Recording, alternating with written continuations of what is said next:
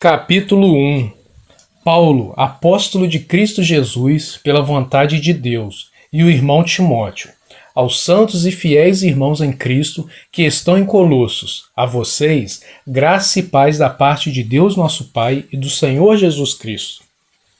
Sempre agradecemos a Deus, o Pai de nosso Senhor Jesus Cristo, quando oramos por vocês, pois temos ouvido falar da fé que vocês têm em Cristo Jesus e do amor que tem por todos os santos, por causa da esperança que está reservada a vocês nos céus, a respeito da qual ouviram por meio da palavra da verdade, o evangelho que chegou até vocês. Por todo o mundo este evangelho vai frutificando e crescendo, como também ocorre entre vocês, desde o dia em que o ouviram e entenderam a graça de Deus em toda a sua verdade. Vocês o aprenderam de Epáfras, nosso amado cooperador, fiel ministro de Cristo para conosco, que também nos falou do amor que vocês têm no Espírito. Por essa razão, desde o dia em que o ouvimos, não deixamos de orar por vocês e de pedir que sejam cheios do pleno conhecimento da vontade de Deus, com toda a sabedoria e entendimento espiritual.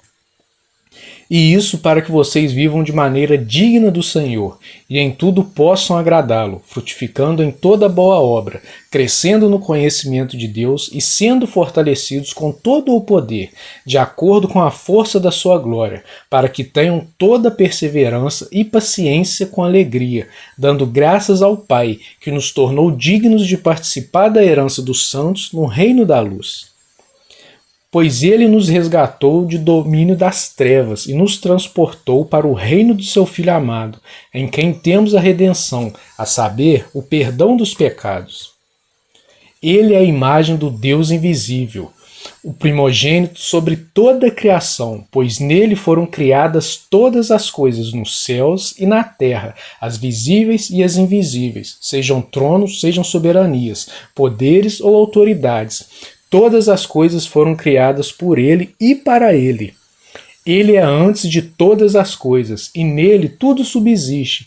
Ele é a cabeça do corpo, que é a igreja. É o princípio e o primogênito dentre os mortos, para que em tudo tenha a supremacia.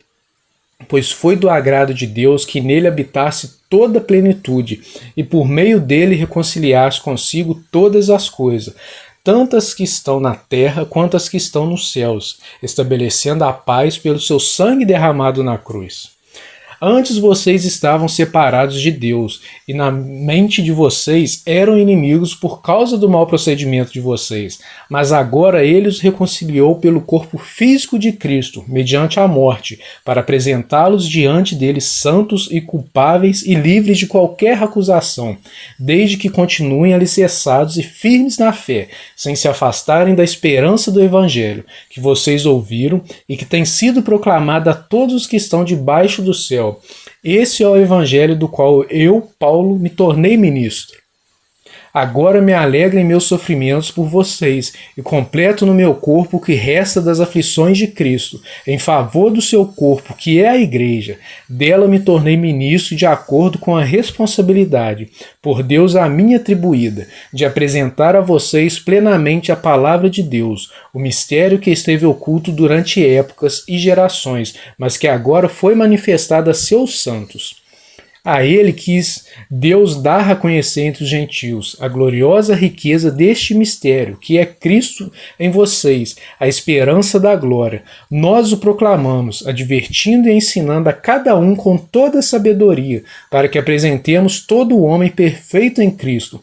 Para isso eu me esforço, lutando conforme a sua força, que atua poderosamente em mim. Capítulo 2. Quero que vocês saibam quanto estou lutando por vocês, pelos que estão em Laodiceia e por todos os que ainda não me conhecem pessoalmente. Esforço-me para que eles sejam fortalecidos em seu coração, estejam unidos em amor e alcancem toda a riqueza do pleno entendimento, a fim de conhecerem plenamente o mistério de Deus, a saber, Cristo. Nele estão escondidos todos os tesouros da sabedoria e do conhecimento.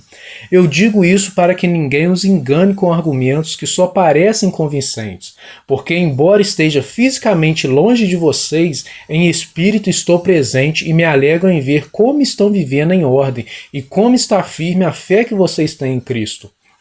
Portanto, assim como vocês receberam Cristo Jesus, o Senhor, continuem a viver nele, enraizados e edificados nele, firmados na fé como foram ensinados, transbordando de gratidão.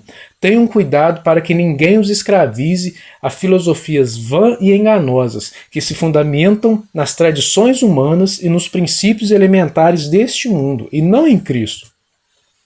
Pois em Cristo habita corporalmente toda a plenitude da divindade, e por estarem nele, que é o cabeça de todo poder e autoridades, vocês receberam a plenitude. Nele também vocês foram circuncidados, não com a circuncisão feita por mãos humanas, mas com a circuncisão feita por Cristo, que é o despojar do corpo da carne.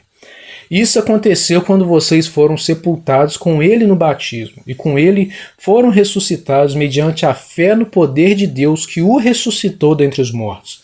Quando vocês estavam mortos em pecados e na incircuncisão da sua carne, Deus os vivificou com Cristo. Ele nos perdoou todas as transgressões e cancelou a escrita de dívida, que consistia em ordenanças e que nos era contrária. Ele a removeu pregando-a na cruz. E tendo despojado os poderes e as autoridades, fez deles um espetáculo público, triunfando sobre eles na cruz. Portanto, não permitam que ninguém os julgue pelo que vocês comem ou bebem, ou com relação a alguma festividade religiosa ou a celebração das luas novas ou dos dias de sábado. Essas coisas são sombras do que haveria de vir. A realidade, porém, encontra-se em Cristo. Não permitam que ninguém que tenha prazer numa falsa humildade e na adoração de anjos os impeça de alcançar o prêmio. Tal pessoa conta detalhadamente suas visões e sua mente carnal a torna orgulhosa. Trata-se de alguém que não está unido à cabeça, a partir da qual todo o corpo, sustentado e unido por seus ligamentos e juntas, efetua o crescimento dado por Deus. Já que vocês morreram com Cristo para os princípios elementares deste mundo, porque, como se ainda pertencessem a ele, vocês se submetem às regras. Não manuseie, não prove, não toque. Todas essas coisas estão destinadas a perecer pelo uso, pois se baseiam em mandamentos e ensinos humanos.